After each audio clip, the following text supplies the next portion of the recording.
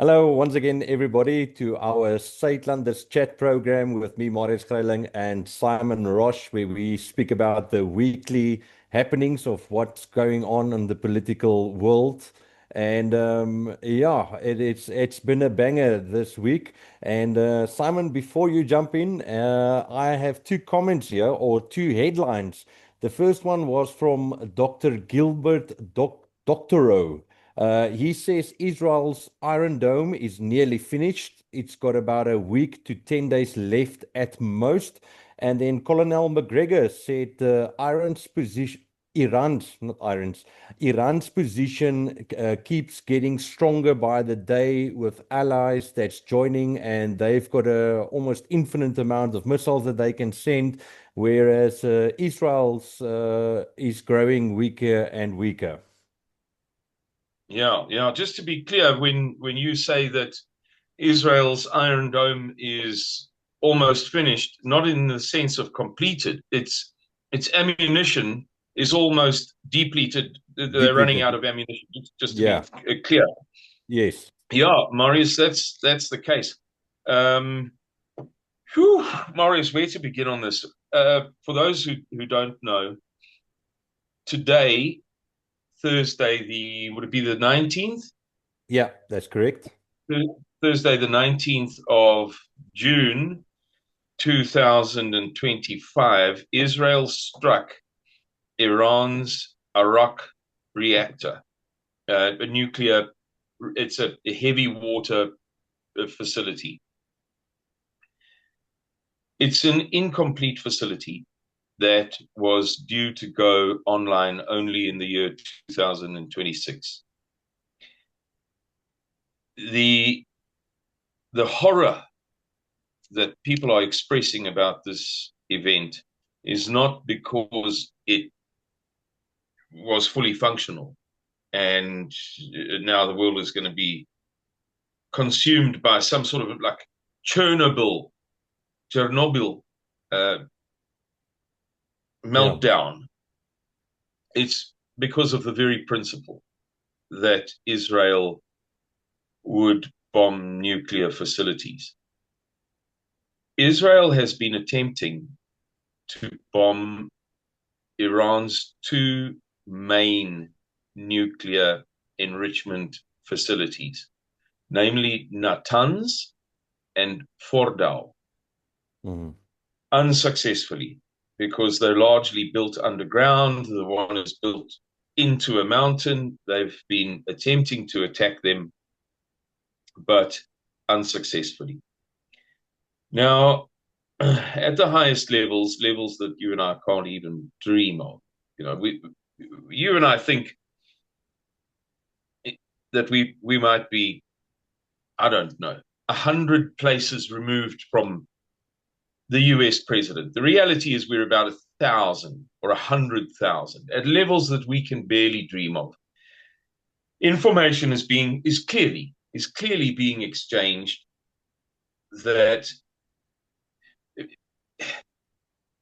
that suggests that this matter is as serious as could be. India has warned all citizens to leave Iran and I think maybe also Iraq.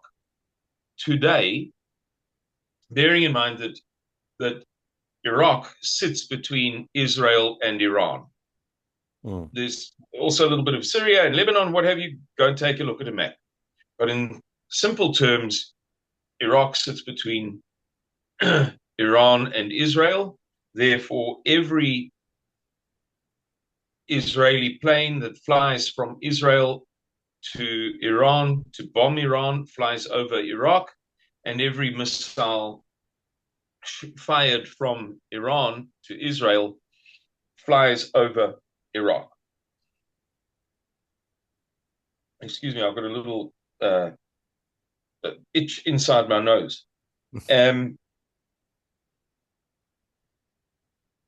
So that's the relevance of Iraq. Today, the US State Department carried out multiple evacuation flights from Iraq. We're hearing of all sorts of warnings to people to get out. In Israel, there's an attempted mass exodus, but Israelis are being banned from leaving. There are exceptions, but there are no flights, or practically no flights. I saw that yesterday there was one. Again, excuse me, rubbing my nose. I hate it when other people do it on camera, and I'm sorry that I'm doing it now. But as I say, I've got an itch right inside. And people are fleeing in little boats, literally jumping onto little yachts at the marina and saying, just going out for an hour, see you just now, and making their way to Cyprus and Lebanon. And power boats, the same, taking jerry cans of fuel onto their ski boats and trying to make it across to Cyprus or up the coast to Lebanon. There is a general perception among ordinary people there that things are about to get very, very much worse. And among less ordinary people, among the great elites of the world, there appears to be some sort of awareness that something is about to happen. How much worse it can get?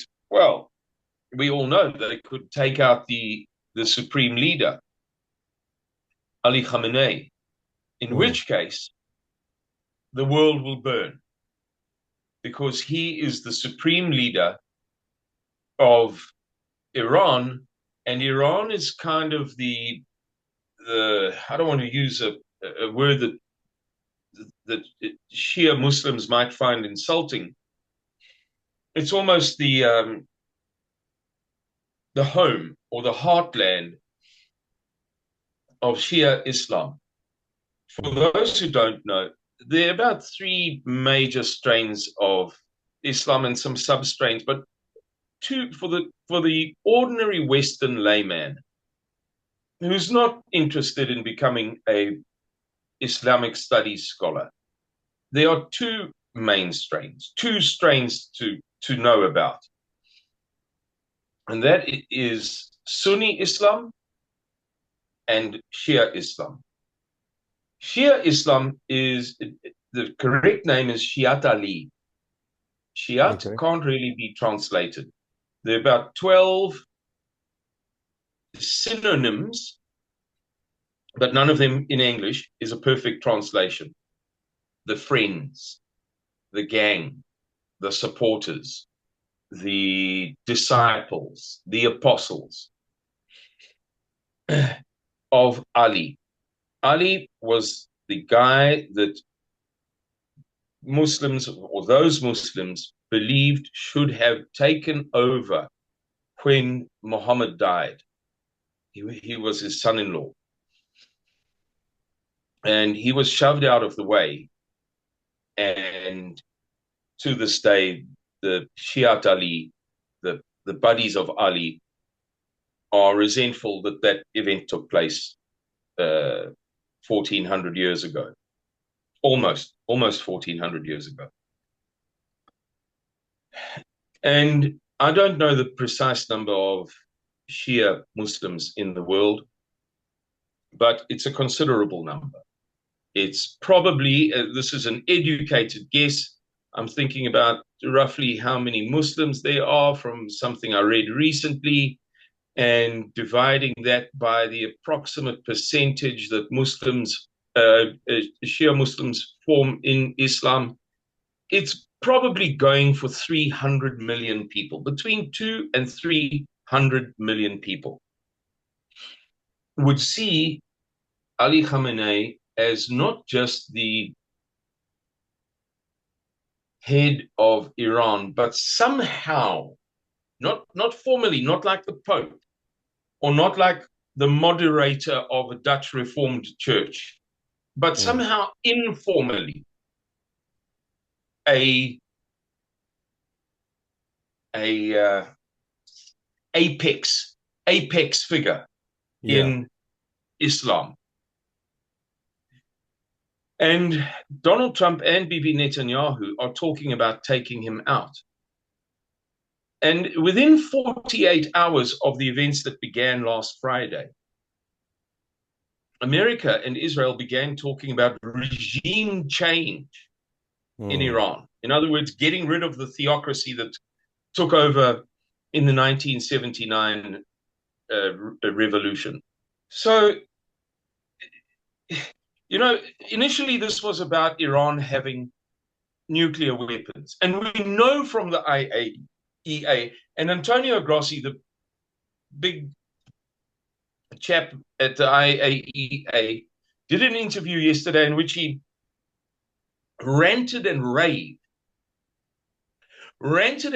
to make the point that Israel and the USA are not in a position to speculate about nuclear weapons in Iran because there is no evidence for it. That was yesterday, Wednesday. But already on, I beg your pardon, viewers, already by Sunday, these clowns had begun talking about regime change. Like, what is this actually about? You and I know, Marius, and Suidlanders who have perhaps followed our conversations about the timeline for the last war, the final battle in which the West is supposed to be wiped out, and the building of the temple, etc., will, perhaps know. But most people have got no idea of these things. So let's not even say this is about this great, big, enormous conspiracy to end the world. Let's just talk in more earthly terms. Weapons that don't exist, regime change, what, why, how, who, when? It's absolute insanity. And now we hear other Western countries talking about, I see Keir Starmer has said something today, I don't want to misquote, but to the effect of, Iran in Great Britain. I don't want to misquote. I forget the headline. I just saw it in passing while I was quickly scrolling through some messages. But he said something about the UK and Iran. Since when? Why? And sadly, even if you're a pro-Israel person, if you're even if you're a fanatical Zionist, if you read your Bible, then you know that even if Israel is the chosen people of God, the Israel, as the word is used in the Bible, the Jews are the chosen people of God. In the Bible, over and over and over again, the holy God of heaven and earth says that those people are among the worst. The golden calf, the examples are legion. The kings of Israel, all of them, very many wicked things, the Ashtaroths and the Baals and the what have you. And surely at some point, we all have to recognize that what is cooking here is not good. That they can, for heaven's sake, how can you be a Christian? Read your Bible, just the New Testament. Maybe you don't like the Old Testament, just read the New Testament and read what occurred there, learn what occurred there, and still come away thinking Israel can do no wrong. How does your mind work? Yeah. When God himself has made the point over and over and over and over and over again that these people are capable of prodigious wickedness. And I'm sorry, but if we can agree on one thing, namely that we are being misled by definition. Weapons that don't exist, and now it's regime change. Why? Who said why? Why do I not like the theocracy in Iran? Because it's a Muslim theocracy. It's a Muslim country. It's a Muslim country. If they want to have a theocracy, that is to say, a government that is ultimately defined by religion and faith, they have a president who is elected, but he is subordinate to the supreme leader and the mullahs. Mm. Why can't they have it the opposite?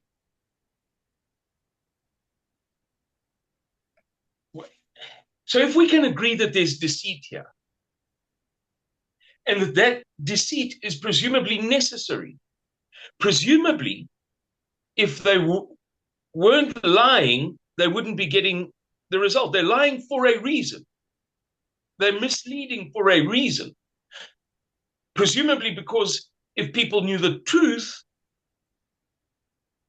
they wouldn't want to participate or buy into or support or approve what's happening. Yeah. The fact that they require lies of various sorts suggests to me that I'm not mentally retarded when I observe that what's transpiring in the Middle East is objectively wicked, that it is objectively wicked to bomb and destroy every single hospital in Gaza and then say, I forget the name, Skolota, and then say, as I forget the guy's name, said this morning when the hospital in Tel Aviv was bombed, this is a war crime. I mean, come on, which is it? Tell me. Yeah. Tell me what it is, and I'll just agree. But it can't be both.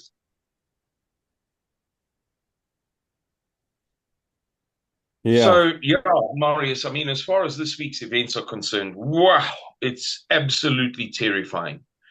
And it's terrifying to me that the great elites of the world are shifting resources and making plans. I'll tell you an interesting thing. Marius, sorry, I think you wanted to say something. Please. No, it's that old English saying, what's good for the goose must be good for the gander, and Yes. that is not the rules that they play with. I mean, if you go to your normal CNN or whatever, then yeah, what they do is fantastic, and what's being done to them is absolutely horrific. But there's no par for the course. Just to look at the other side. I mean, everybody can look and see, listen here, okay, you've done this and you've done this. That's the same. So why isn't the reaction the same? I mean, but Yes. anyway, yeah, Simon, carry Do on. you, do you know, Marius, on that point that you're making, do you know that Israel has never permitted a single International Atomic Energy Agency inspection? It's the only country in the world Wow. that refuses blatantly to abide by international law. Just says, no, we don't care. That law is for everybody else, but not for us. Yeah. However, we expect the whole of the rest of the world to humor us, to indulge us, to tolerate us when we participate in egregious misbehavior. Excuse me.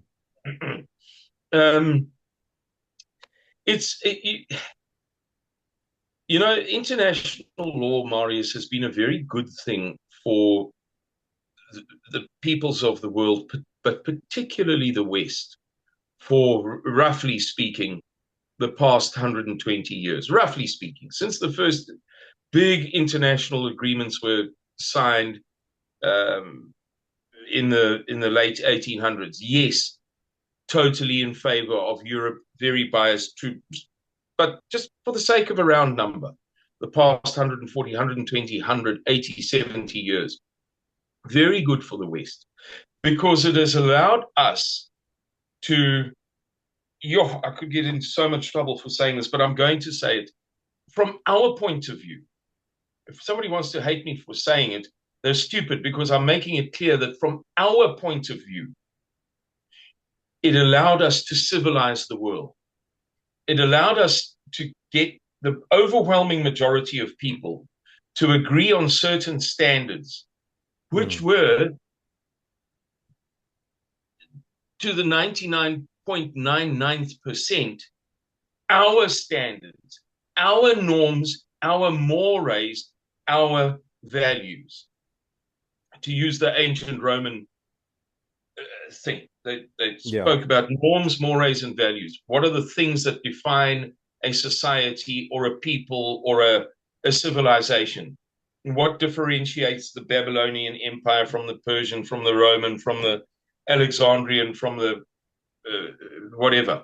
It's the norms, so it's like your customs, mores, what you believe to be right and wrong, and values, the things that you cherish and delight in. 99.99% of the norms, mores, and values in international law are Western inspired or Western originated or Western defined. It won't be long before the rest of the world says the hypocrisy is too much. Now we will not at all be governed by the International Atomic Energy Agency, the Geneva Conventions, etc., etc., etc., etc. This precedent that Israel is setting, and has been setting for 70 years, is very, very, very bad for the average, ordinary, middle class, middle of the road Christian Zionists.